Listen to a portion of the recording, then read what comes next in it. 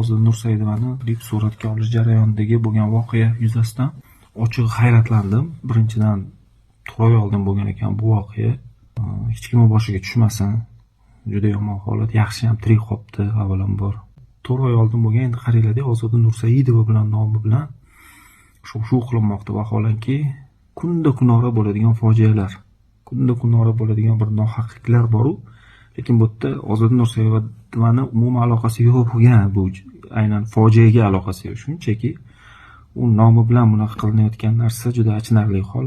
Yana aynan Ozod Nursaidovani konserti banneri chiqqandan keyin aytilyapti. 4 oy oldin bo'lgan voqea. Bilmadim. Aytganimdek, bu fojia u qizga sog'lik tilayman, sog'ayib ketsin.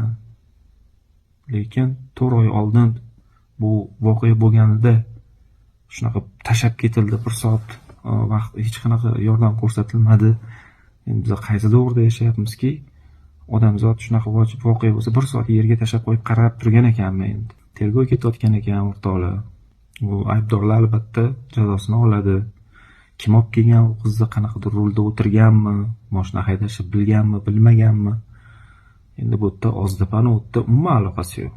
Men agar nimandir zakaz qilsam-da, hozir 4 zakaz qilsam-da, u pishirayotgan odam bo'lib qolsa, menda ayb bo'ladi.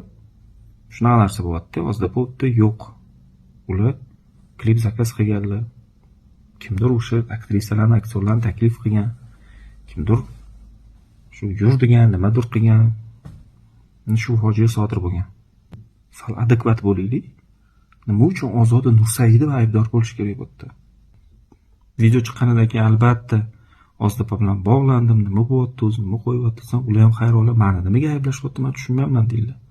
Suratga olish jarayonidagi odamlar ham yordam berishibdi. Shuncha vaqtdan beri Ozod Nursaidovani bu yerda aybdor deb, uni majburiy qilish, nimagadir unga mashina olib berish yoki tam uy olib berish, kechirasizlar-ku, bu endi hammamiz kimgadir nimadir buyurtma beramiz. Nimadir olib kelib ber, nimadir tikib ber. Kimdir kiyim tiktirsa, u tikuvchi endi shu linasi qatigadir kirib ketib o'lib qolsa, endi o'sha buyurtma bergan odam bir umr o'shani g'alati-da, ayblash, shuni qilishing kerak, majbursan deyish ham noto'g'ri-da, o'rtoqlar. Bu fojia, bu falokat. Lekin uni aybdori ustidan tergov ketyapti. Ular o'ziga yarasha jazosini oladi. Agar bu yerda hozir Ozodapa yoki uni atrofidagilar tergovga bosim qilyapti yoki bo'lmasa u yerda bir Abdullohmi jiyanlari o'sha rulda o'tirib urib bo'lsa-yu, mana Ozoda tergov ishini bosta qilyapti desa-yu, unda sal mantiqqa to'g'ri kelardi. Umuman begona odamlar, umuman u rulda o'tirgan qiz ham boshqa odam, urib yuborgan o'sha qizni. Ozdapa ham boshqa odam, umuman juda bir adolatsiz yondosh bo'lyapti-da hozir ayblash bo'yicha. Juda ham oson, endi Jarangdor familiyani shunda ushlab olib, undan foydalanishmi yoki qoralashga harakat qilishmi? Aytayapman-ku, shunchaki bo'lmaydi hamma narsa.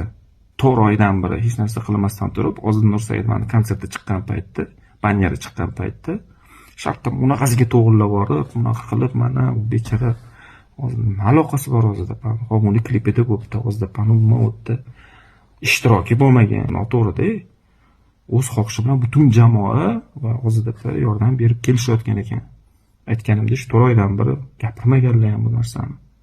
Sal adekvatniy bo'lib, sal vaziyatga qarab, kimnidir ayblashda, yomonlashda, oldin savol beringlar, kim o'zi jinoyatchi, kim ustidan tergov ketyapti?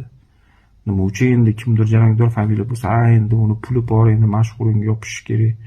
Unaqa emasda endi o'rtoqlar, uni qoralash kerak, konsertda bo'lyapti.